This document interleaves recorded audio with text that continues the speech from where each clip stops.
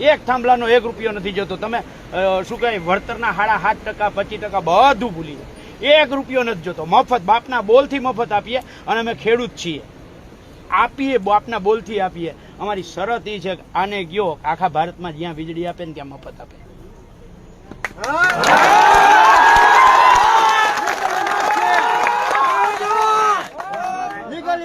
બાપના બોલથી મફત થાંભલા ખોડવા દેવા છે.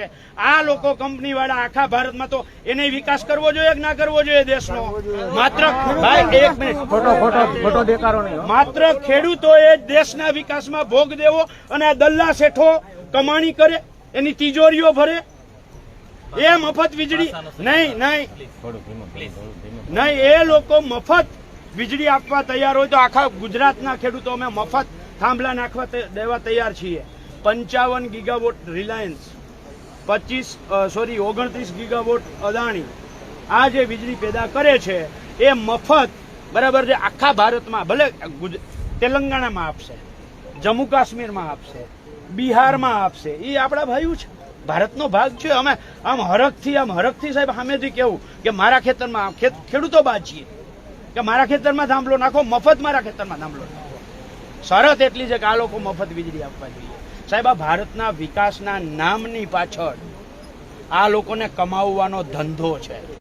તમને 100 જણા તમારા એસડીએમની તમારી ઓફિસમાં રાહ જોઈને બેઠા છે, તમે કહ્યું, અને તમને અહીંયા દોડાવ્યા છે આ 2 જણા માટે, દેશના વિકાસ માટે નહીં. અહીંયા આલ સાહેબને ડીવાયએસપી સાહેબને અહીંયા દોડીને આવવું પડ્યું છે. આ અધિકારીઓએ જે પરિપત્ર કર્યો છે એ પરિપત્ર કાયદાથી ઉપરવટ ના હોય એવું તમે પોતે સ્વીકાર્યું છે સાહેબ.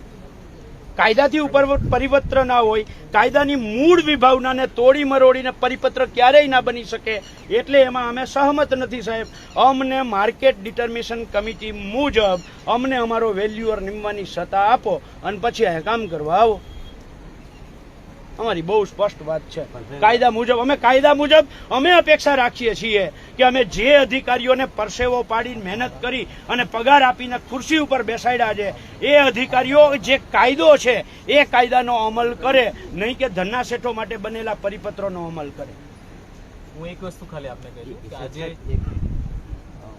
મોરબી કલેક્ટર કચેરીમાં કોરોનામાં ગુજરી જાય, વીજ લાઈનની સુનાવણી થાય, એમાં મૃત વ્યક્તિ નથી, પછી મરી ગયા પછી 2 મહિને હાજર બતાવે. હા સાહેબ ને હું પુરાવા આપો અત્યારે મારી